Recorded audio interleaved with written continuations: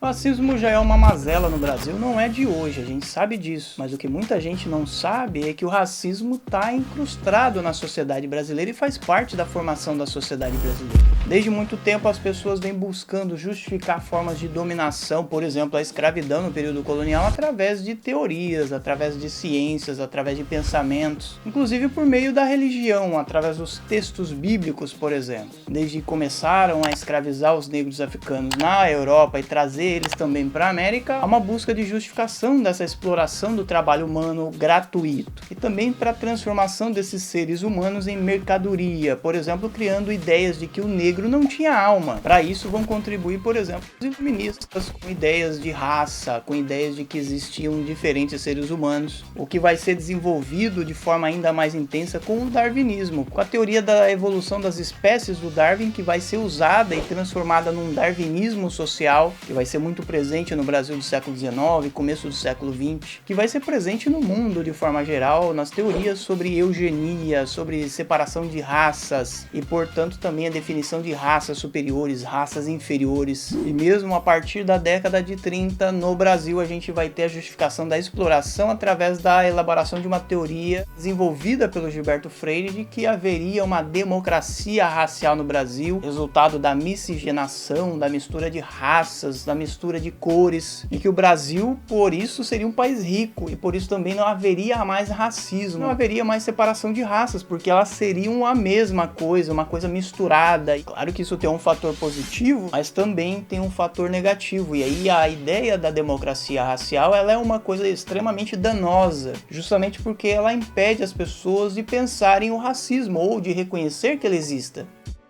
Quando as pessoas aceitam a ideia da democracia racial, elas aceitam que não existe uma raça separada no Brasil, mas que na verdade havia uma mistura de raça e que, portanto, não daria para identificar ou culpar pessoas por serem racistas e por separarem a população e, portanto, por discriminarem a população e que, portanto, todo mundo teria direitos iguais. Isso é uma característica que vai sendo desenvolvida a partir da década de 30, que vai sendo adotada pelo governo, pelo Estado brasileiro como uma coisa oficial, que é divulgada, inclusive na escola. E aí a educação, a escola tem um papel fundamental para a divulgação, para o espalhamento do racismo. Justamente porque esse racismo não estaria escancarado, ele não estaria declarado, ele não seria uma coisa manifestada de forma clara para as pessoas, especialmente para os alunos. E quando você recebe essa formação escolar, você automaticamente recebe uma carga de informações que não necessariamente estão baseadas na realidade. A realidade de um país desigual, de um país manifestado através de discriminações e discriminações que separam pessoas, que separam grupos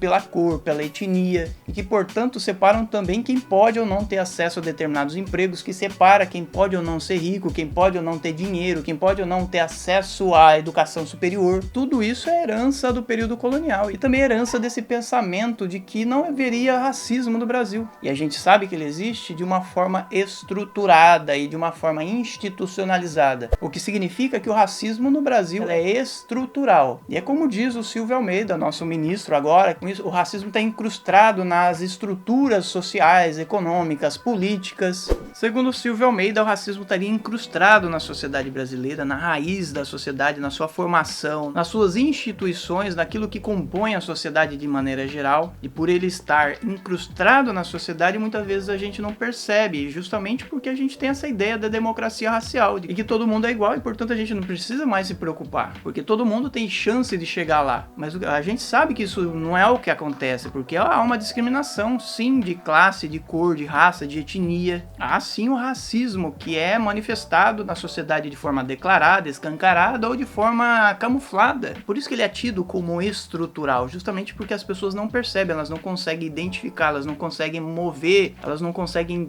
separar ele da sociedade. Ele também não está separado do capitalismo, da forma de exploração do trabalho, a exploração de um trabalhador que é desqualificado justamente por causa da cor, um trabalhador que é desqualificado porque não teve as mesmas oportunidades, que não está no mercado de trabalho com a mesma força que um trabalhador branco, por exemplo, que não teve a mesma formação, que não teve as mesmas oportunidades culturais. E é claro que isso leva a uma superexploração do trabalho, do trabalhador, que muitas vezes não tem dinheiro para sustentar a sua família, para viver ou para subsistir. E é claro que a gente poderia citar muitos outros fatores que mostram que há sim o racismo no Brasil, onde os negros ganham menos, onde os negros ocupam os cargos mais inferiores ou os cargos mais mais degradantes que ninguém mais quer, ou que ninguém gostaria de trabalhar, onde as mulheres negras têm uma menos oportunidade, elas ganham muito menos ainda, onde os negros ocupam ainda hoje uma posição inferior na sociedade, e que eles são vistos pela polícia de uma forma diferente, são vistos pela justiça de uma forma diferente, onde existe um estereótipo que é formado pela cultura brasileira, que é formado pela educação brasileira, que faz com que a gente tenha dificuldade de se livrar do racismo, e que torna a luta contra o racismo uma luta muito difícil. O Brasil avançou bastante, graças a mudanças que foram ocorrendo, mas também houve retrocesso, houve inclusive presidente que falava mal dos negros, falava mal de quilombola, que não vale nem a pena citar aqui. Há deputados que diziam que negros eram amaldiçoados e estava lá na Bíblia, e por isso havia uma justificativa bíblica para isso, mas que também não deve ser citado. Eu não faço questão de dar créditos a ele.